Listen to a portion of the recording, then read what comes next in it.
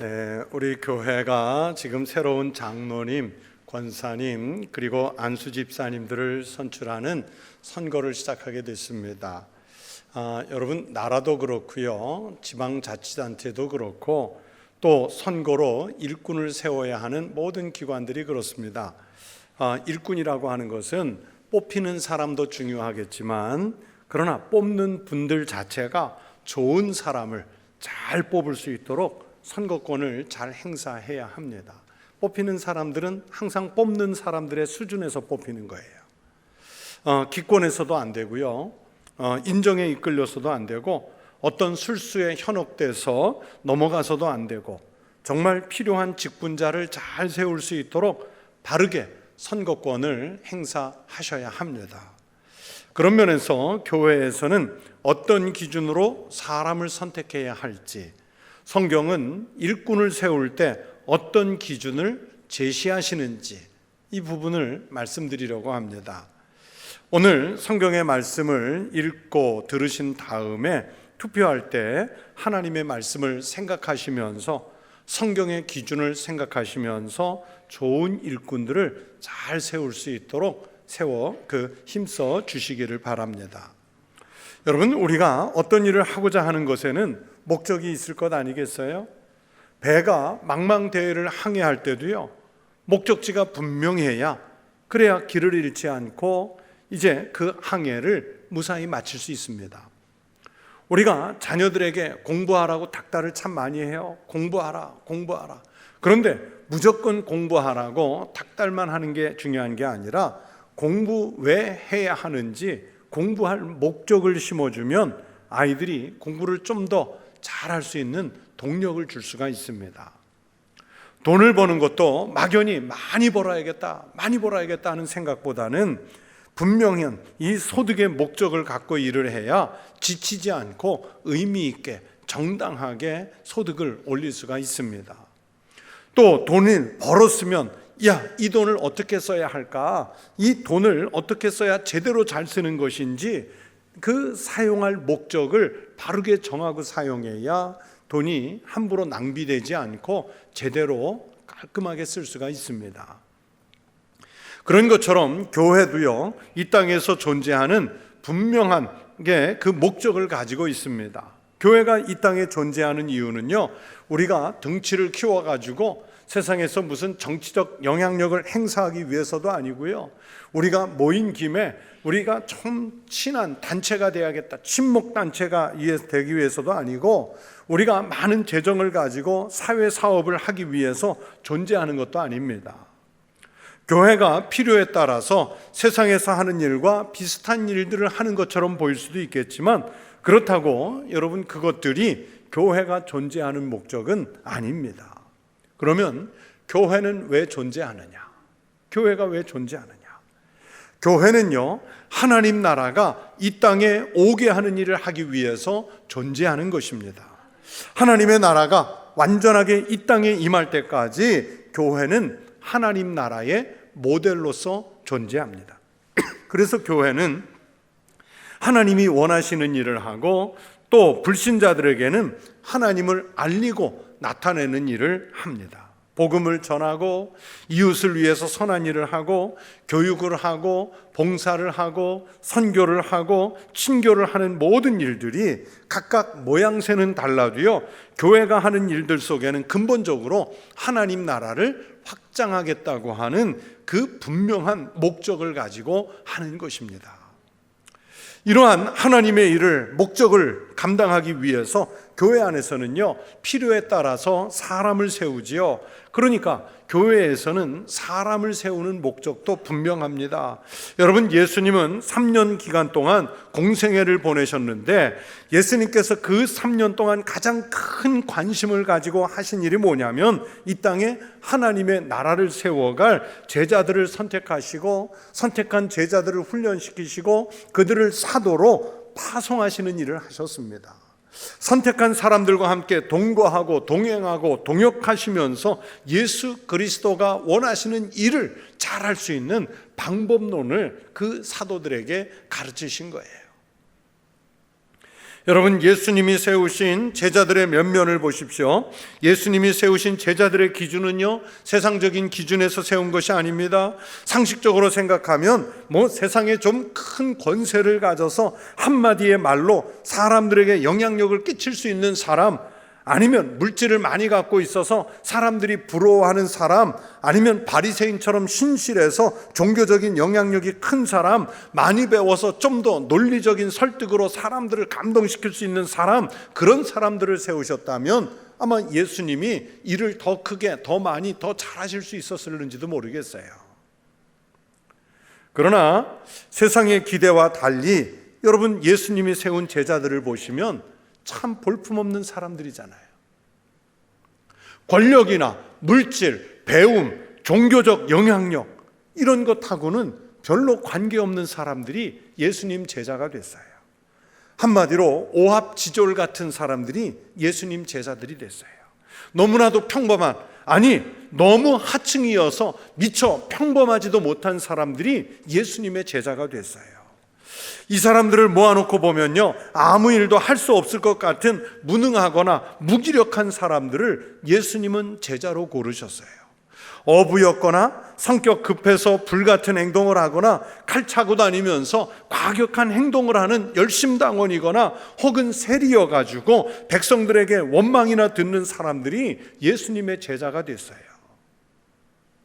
여러분, 예수님은 사람 볼 줄 몰라서, 예수님은 안목이 없어서, 예수님은 대인관계가 부족해서 이런 사람들을 뽑으셨나요? 예수님은 그 험한 사람들을 제자로 받아서 다듬으셨어요. 인간의 한계와 상상력을 뛰어넘는 인물들로 만들어내신 거예요. 여러분, 지난 2000년의 인류 역사를 보면 정말 우후죽순같이 위대한 사람들이 많이 나왔지만 인류 역사 자체를 통째로 바꿔놓는 일에 그 위대한 영향력을 행사한 사람들이 여러분, 예수님의 이 12제자만큼 더 많이 한 사람들이 누가 있습니까? 예수님은 이 부족한 사람들을 세워서 인류 역사 자체를 뒤집어 놓으셨어요. 예수님이 선택하시는 기준은 우리가 생각하는 세상적인 명망이 아니라 하나님의 말씀을 철석같이 믿을 믿음의 사람이었습니다. 그 믿음대로 전생애를 들여 헌신할 가능성을 가진 사람들을 택하셨습니다. 하나님의 말씀에 대해서는 아니라 부정하지 않고 예 하면서 긍정할 사람들을 선택하셨습니다. 예수님의 선택은 결과적으로 옳았고 예수님의 제자들은 그 예수님의 기대에 부응해서 역사를 이끌어갔습니다. 그 영향으로 오늘 우리도 예수님을 믿는 은혜를 입게 됐습니다. 그리고 그들로 인해서 하나님 나라의 모델이 되는 지상의 교회들이 이 땅 곳곳에 세워져 갔어요. 오순절 강림 후에, 성령 강림 후에 성령에 사로잡힌 제자들에 의해서 교회가 생겨나고요. 그리고 교회가 부흥해 가면서 교회도 점차로 더 많은 일꾼들이 필요해졌습니다. 그래서 교회는 그때 감독도 세우고 장로도 세우고 집사도 세워가면서 하나님의 일꾼들을 세워갔어요. 사도행전 6장에 보시면 교회 역사상 첫 직분자들인 7 집사를 세우시는 장면이 있지요. 첫 번째 7 집사를 세우는 그 뽑는 기준을 성경은 이렇게 말씀했습니다. 형제들아, 너희 가운데서 성령과 지혜가 충만하여 칭찬받는 사람 7을 택하라. 우리가 이 일을 그들에게 맡기고. 첫 일꾼, 교회의 집사로 요구되는 것은 처음에 3가지 조건이었습니다. 성령이 충만한 사람이어야 했습니다. 지혜가 충만한 사람이어야 했습니다. 그리고 교회 안에서나 교회 밖에서 칭찬을 받는 그런 인물이어야 했습니다. 그래서 그 당시 교회의 기둥 같은 인물들인 스데반이나 빌립 집사님을 포함한 7명이 선택되게 됐고요. 이분들은 자신들이 택함 받은 목적을 교회 안과 교회 밖에서 잘 이행해 갔습니다. 그러나 모두가 다 완벽할 수 없듯이 처음 선출된 7 집사 중에 니골라 같은 이단의 우두머리도 생겼어요. 니골라 당이라고 하는 이단 단체를 만들어서 초대교회를 흔드는 그런 악역을 했어요. 그러면서 교회는 감독이나 장로, 집사를 뽑아 세워가면서 점점 더 신중하게 사람을 고르기 시작했고, 사람을 고르는 과정에 필터, 그 제도적 장치들을 마련하게 됐던 거예요. 여러분, 교회에서 사람을 세우는 것은 분명한 목적이 있습니다. 오늘 성경 말씀은 그 목적을 분명하게 밝히지요. 1절 말씀에 사람이 감독의 직분을 얻으려 함은, 물론 다른 말로 하면 집사의 직분을 얻으려 함은, 또는 장로의 직분을 얻으려 함은, 즉 왜 직분을 얻으려고 하느냐 하는 문제를 꺼내는 거예요. 그냥 교회 오래 다녔으니까 거기에 맞는 명예로운 직분을 얻고자 함이 아닙니다.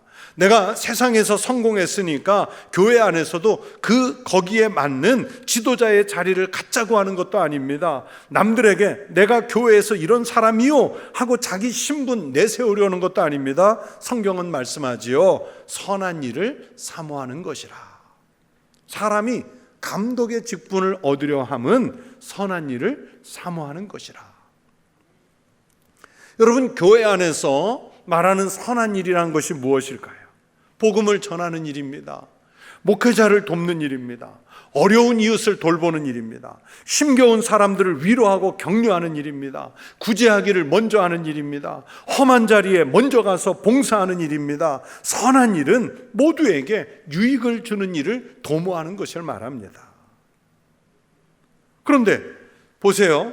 사람을 세운 이 선한 일의 목적과는 상관없이 오늘날 현대교회에서 이 직분이라고 하는 것이, 항존직이라고 하는 것이 마치 교회 안에 계급장처럼 돼버렸어요. 교회 안에서 명예로운 신분이 되고 있어요. 그래서 직분이 오를수록 더 크게 봉사하고, 더 낮은 자리에 봉사하고, 더 굳은 일에 매달리고, 더 많이 내어놓고 더 섬겨야 되는데, 현실은 반대로 가요. 더 작게 봉사하고, 항존직 얻었으니까 더 높은 자리에 있으려 하고, 험한 일 또는 어려운 일, 이런 일들에 손 담그려 하지 않고 조금 내고 봉사하려고 하고, 사람 편 가르는 일하고 몸으로 하지 않고 입으로만 하려고 하는 모습으로 점점 변질돼 가고 있지 않습니까? 여러분, 교회 안에서 사람을 잘 세우면 교회가 살아날 줄로 믿습니다. 그러나 사람 잘못 세우면요, 잘하던 일도 망가질 수 있어요. 사람을 잘 세우면 약한 교회도 능력 있는 교회가 될 줄로 믿습니다. 그러나 지도자인 교회의 항존 직분자를 잘못 세우면 여러분, 좋았던 교회들도 순식간에 무너지고 망가지는 것을 우리 한국교회 안에서 정말 무수히 목격할 수 있지 않습니까? 이제 우리 청북교회가 하나님의 일에 정말 헌신할 사람을 세우려고 합니다. 잘 판단해서 신앙에 부끄러움이 없는 사람을 택해서 하나님께는 영광이 되고, 또 교회와 성도들에게는 유익이 되고, 그러면서 교회 밖의 세상에도 공헌을 할 수 있는 그런 일꾼들이 세워지기를 축원합니다. 당장에 몇 사람이 막 선거운동 해주고, 이 인맥 저 인맥을 동원하고, 또는 학연, 지연, 혈연을 동원해서 설득해서 세워지는 사람이 아니어야 합니다. 내가 이 직분에 오래 있었으니까, 서리 집사직에 오래 있었으니까 이제 당연히 집사가, 안수 집사 되고 권사 되고 장로 돼야 되겠다, 그냥 맡은 순서대로 다음 단계로 넘어가는 일이어서도 안 됩니다. 그 사람이 가지고 있는 세상적인 직업이나 아니면 외형이 판단의 기준이어서도 아닙니다. 지금까지 우리 교회에서 어떤 자세로 섬겨왔는가, 어떻게 공부하고 어떻게 봉사하고 어떻게 섬겼는가, 이런 것들이 1차적인 판단 기준이어야지요. 정말 헌신적으로 순종하는 마음으로 교회의 유익과 평안을 위해서, 그러면서 교회 밖의 사람들에게도 인정을 받을 만한 그리스도인으로서 잘 살아가고 있느냐, 정말 신앙적으로 잘 살아가고 있느냐, 이런 것들이 모든 판단의 기준이 되어야 합니다. 그리고 더 중요한 직분을 맡겨도 그 마음이 변하지 않고 여전히 똑같은 자세로 헌신하고 순종할 자세를 갖추었는지 우리가 후보자들을 예측해 봐야 합니다.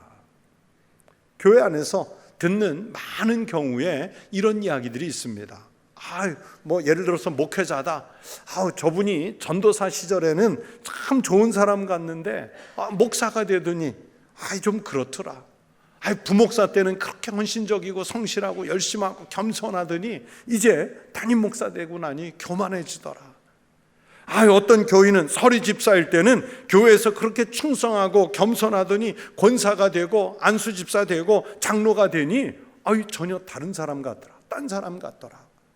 이런 이야기가 교회 안에 참 많잖아요. 정말로 지도자가 되기 전에 해왔던 그 헌신과 순종을 지도자가 된 다음에도 그대로 지속할 수 있는 사람, 그 사람을 찾아야 하는 거예요. 물론 정확하게 우리가 판단할 수는 없겠지만 그래도 지금까지 신앙생활하는 모습을 보아서 최대한 그런 분을 찾아내려고 해야 됩니다. 그래서 오늘 본문으로 읽은 성경은 그런 일을 위해서 최소한의 직분자의 조건을 우리에게 말씀해 주시고 있습니다. 오늘 성경 말씀을 통해서 3가지의 영역에서 사람을 세우는 일에 대해서 말씀을 드리려고 합니다. 첫째, 여러분, 교회의 직분자는 신앙적인 영역에서부터 먼저 인정을 받는 사람이어야 합니다. 오늘 본문 2절에 책망할 것이 없으며 라고 말씀했지요. 여러분, 이 책망할 것이 없다는 이 말씀은 제가 말씀드리려고 하는 3가지 영역 모두에서 책망할 것이 없어야 되는데 그 중에 첫 번째가 신앙적으로 책망할 것이 없어야 돼요. 교회를 출석하는 일에 열심을 내야 합니다. 항존직분이라고 하는 것은 이름 자체에 가지고 있듯이 교회가 필요로 할 때 그 필요한 자리에 있을 수 있는 사람이어야 합니다. 여러분, 아무리 사회가 복잡해지고 시간을 내기가 어렵더라도요, 항존직분자만큼은 그렇게 하려고 하는 열정이 있어야 합니다. 봉사하는 자리, 성경 공부하는 자리, 섬기는 자리, 헌신해야 하는 자리, 그 자리에 있어야 되는 거예요. 저도 어느덧 30년 넘게 목회를 하면서 보니까요, 시간이 남아서 한가한 사람이 교회를 잘 지키는 게 아니에요. 저 사람 한가하니까 저 사람 일 맡기자, 아니에요. 많은 경우 사회적으로 매우 바쁜 일을 하는데 그래서 시간을 잠시도 내기가 어려운데도 자기가 맡은 교회 직분을 소중히 여겨서 지켜야 할 자리를 정말 잘 지키는 분들이 있어요. 출석하는 일, 공부하는 일, 헌신하는 일. 목회자의 입장에서 봐도요, 정말 존경스러운 평신도 지도자들이 있습니다. 신앙적인 열심이 있기 때문입니다. 많은 경우에 보시면 직분을 받아놓고요, 자기 자리를 지키지 못하는 분들이 많잖아요. 자기가 교회 안에서 항존직이라는 명예로운 이름은 갖고 싶어 하는데 그런데 그 이름, 직분에 맞는 자리에 제대로 못 지키고 있어요. 그리스도인으로서 성공적인 삶을 사는 분들은 대부분 자신의 직분을 소중히 여겨서 그 자리를 우선적으로 지키려고 한다는 것을 목회자의 눈으로 봤어요. 여러분, 교회 항존 직분자는 신앙적인 면에서 먼저 자신의 자리를 지키고 있어야 책망이나 시시비비의 원인이 되지를 않습니다. 또 6절 말씀에 새로 입교한 자도 말지니 하셨습니다. 신앙적인 면에서입니다. 왜 새 교인이나 갓 입교한 사람이 교회 항존 중직자가 안 되는가 하면 그들의 능력이 모자라서도 아니고요, 그분들의 사회적 역량이 딸려서도 아니고요, 그분들이 믿을 만한 사람이 못 돼서도 아닙니다. 교만하여질까 염려해서라고 오늘 성경이 말씀했어요. 이 교만한 사람은요, 마귀나 정죄하는 그 기준을 가지고 함부로 사람들을 정죄해요. 아직 자기가 신앙적인 연륜이 모자라다 보니까 세상적 기준을 가지고 교회 일을 재단하고 사람을 판단하고 하나님의 사업을 재단하는 거예요. 자기는 항상 옳고 나와 생각이 다르거나 방법이 다른 사람들은 틀렸다고 생각해서 정죄를 하는 것은 마귀의 정죄에 빠지라는 뜻의 말씀입니다. 하나님도 정죄하지 않는 일을 교회에서 직분 맡은 사람들이 함부로 할 때가 있어요. 그건 왜 그러냐면 교만해서 그래요.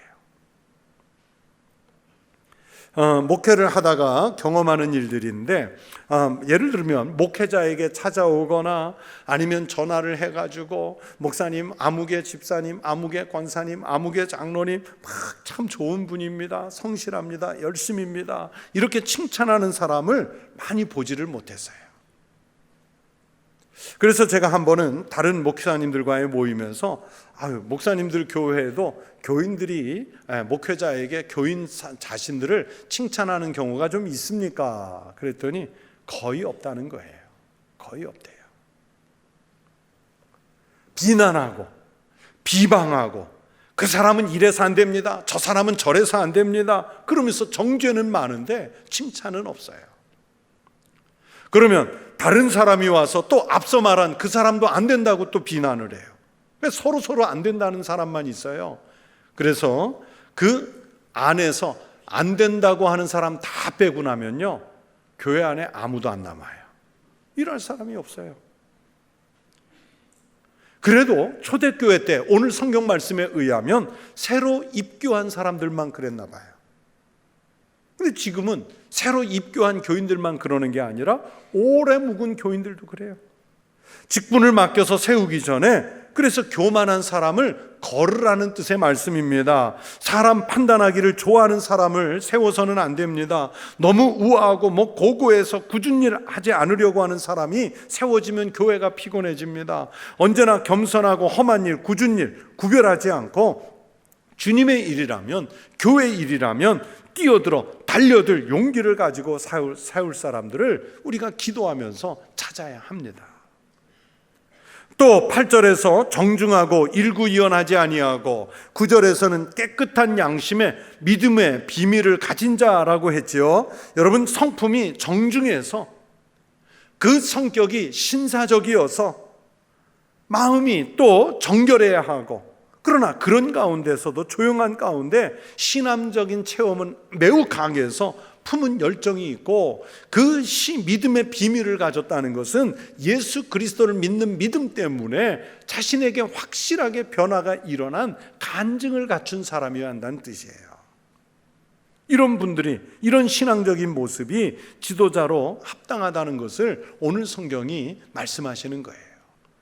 그래서 우리가 선거를 할 때는 신앙적인 면에서 인정을 받는 사람, 신앙적인 면에서 책망거리가 없는 사람을 먼저 고르고자 해야 돼요. 두 번째는 사회적인 영역에서 그리스도인으로서 인정을 받아야 합니다. 여러분, 2절에서 책망할 것이 없으며 즉 사회 속에서 이웃들 속에서도 존경을 받아야 합니다. 나그네를 대접하며 하신 말씀은 직분자는 사람을 좋아하고 누구에게나 베풀 마음을 가진 사람이어야 한다는 뜻입니다. 교회 직분자는 좀 넉넉한 마음을 가져야 돼요. 인색하지 않아요. 옹색하지 않아야 되고 좀 넉넉한 마음. 3절에 술을 즐기지 않으며 라고 하신 말씀은 세상적인 기호식품이나 때로는 가지고 있는 취미에 너무 지나치게 집착하지 않아야 한다는 걸 말씀합니다. 말씀 그대로 교회 직분자가 되려면, 중직자가 되려면 술이나 담배 이런 거 전혀 하지 않으셔야 돼요. 또 동호회 활동 등 취미에 지나치게 함몰돼서도 안 돼요. 어떤 분은 조금 건강을 위해서 하고 취하지만 않으면 되지, 그런 핑계를 대고 술을 하신다거나, 아니면 일부 다른 교회 안에 있는 다른 사람들이 하려고 해도 그 정도는 괜찮아 하고 양해해 주는 분들도 있어요. 때로는 지나치게 세상적인 취미에 빠져서 지내기 때문에 가족들에게나 교인들에게 덕이 안 되는 분들도 있어요. 여러분, 항존 직분자는 덕스럽지 않은 일을 해서도 안 되고요, 교회 안에 다른 사람이 그런 덕스럽지 않은 일을 할 때 인정해 주려고 해서도 안 되고, 선한 영향력을 끼쳐서 오히려 하고 있는 사람들이 부끄러워서 그것을 줄이거나 그것을 끊어가게 만드는 그런 영적 영향력이 있는 분들이어야 돼요. 구타하지 아니하며 오직 관용하며 다투지 아니하며 라는 말씀은 한마디로 사람을 존중하는 마음입니다. 즉 교회 직분자는 폭력적이지 않고 선한 마음의 소유자예요. 인격적으로 성숙한 사람이어야 합니다. 아무리 자기 주장이 옳아도 나와 다른 사람을 배려할 줄 알고 받아줄 마음에 여유를 가진 분을 찾는 겁니다. 돈을 사랑하지 아니하며 하셨습니다. 선한 목적을 위한 돈이 아니라 돈 자체가 우상이 되고 돈 자체가 인생의 목적이 돼서 돈에 집착하는 사람은요, 교회 지도자가 되기 어렵습니다. 돈이라는 게 아껴 쓰기도 해야겠지만 한편으로는 풍성하게 나누어 줄 마음을 가져야 하는데, 베풀기 좋아하는 사람과 일맥상통하는 말이죠. 자기에게 인색하고 가족에게 인색하고 남에게 인색해, 자기 것 안 내놓고 인색한데 교회 돈 가지고도 인색하게 구는 분들이 있어요. 또 사회에서 돈 관계가 복잡한 사람도 안 됩니다. 다른 사람에게 채무를 지고 있으면서 해결하지 못한 사람도 재고의 대상이에요. 돈으로 사람에게 상처를 주는 것도 교회 직분자로서 바람직하지 않습니다. 시편에서는요, 이자를 받으며 고리대금업을 하는 사람은 아예 천국에 가지 못한다고 말씀하셨잖아요. 오늘 본문 8절에서는 더러운 일을 탐하지 말아야 한다. 누가? 교회 직분자는. 7절 말씀에서 외인에게서도, 여기서 이 외인은 교회 밖의 사람들을 말합니다. 이 교회 밖의 사람들에게도 선한 증거를 얻은 자라야 할지니, 즉 교회 안에서뿐만 아니라 교회 밖의 불신자들에게도 존경과 존중을 받을 사람이 교회의 지도자가 되어야 한다는 것을 이렇게 말씀하시는 거예요. 교회에 그래야 덕을 끼칠 수 있어요. 사회적인 영역에서도 모범이 될 만한 좋은 일꾼들이 이번 기회에 많이 세워질 수 있기를 바랍니다. 끝으로 항존직분자의 세 번째 영역은 가정에서도요, 인정을 받아야 하고 책망할 것이 없어야 한다는 말씀입니다. 한 아내의 남편이 되며 한 남편의 아내여야 합니다. 바람기가 있다든지 음란한 마음을 갖는다든지 해서는 안 됩니다. 4절에 자기 집을 잘 다스려 자녀들로 모든 공손함으로 복종하게 하는 자라야 할지며 라고 성경이 말씀했어요. 완벽할 수는 없어도 남편이나 또는 아내가 그 맡은 직분을 이해해 주는 거예요. 내 배우자가 권사가 되고 안수집사가 되고 장로가 됐을 때 그것을 인정해 주고 열심히 후원해 줄 수 있어야 합니다. 자녀들도 우리 부모님들이 그런 항존직분자가 되면 그 직분이 얼마나 중요한지 이해하고 그 직분을 자랑스럽게 여겨서 우리 부모님이 잘할 수 있도록 도울 수 있는 그런 가정을 만들어야 돼요. 5절에서 말씀하죠. 사람이 자기 집을 다스릴 줄 알지 못하면 어찌 하나님의 교회를 돌보리요. 여러분, 세상 윤리에서도 수신제가 치국 평천하라는 말이 있지 않습니까? 먼저 자기를 다스리고 가정을 잘 다스려야 나라도 다스릴 수 있는 거예요. 교회의 일, 신앙의 일은 더더욱 그렇습니다. 온 가족이 하나님 앞에 힘을 앞에서 설 수 있어야 은혜롭게 감당할 수 있어요. 직분을 맡았는데 정말 어쩔 수 없는 상황에서 내가 잠시 그 직분을 비워야 할 때는 배우자가 내 남편, 내 아내의 몫을 감당해 줘야겠다. 또는 자녀들이 우리 부모님의 몫을 감당해 줘야겠다. 그렇게 가족들이 준비가 돼 있어야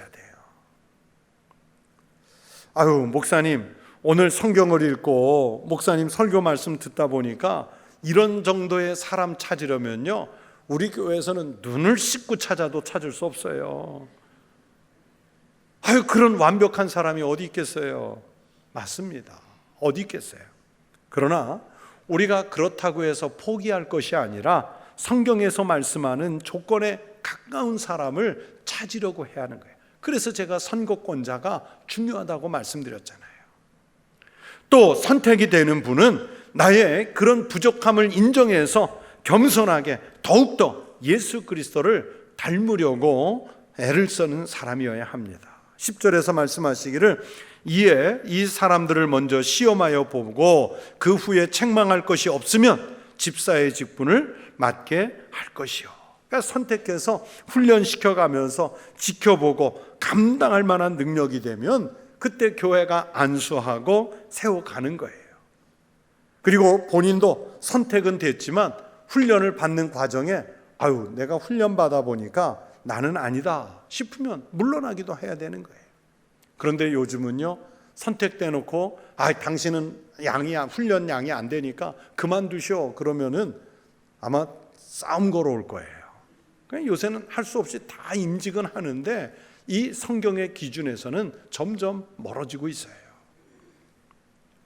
여러분, 이번에 우리 교회가 세우려는 일꾼을 통해 아름다운 조화를 이룬 사람을 잘 찾는 기회가 되시기를 바랍니다. 그리고 직분자를 잘 세워서 우리 교회에 부흥의 초석이 되는 이런 축복의 통로들이 이번 기회에 많이 세워질 수 있기를 주의 이름으로 축원합니다. 기도하겠습니다.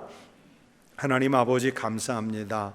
우리가 하나님의 교회, 주님의 몸된 교회에 일꾼들을, 직분자를 세우려고 하오니 사람의 뜻을 조차 세우는 것이 아니라 예수님께서 그러하셨듯 주의 제자 될 만한, 주의 일꾼들이 될 만한, 하나님 나라를 이루어 갈 만한 일꾼들을 제대로 잘 뽑아 세우게 하여 주시옵소서.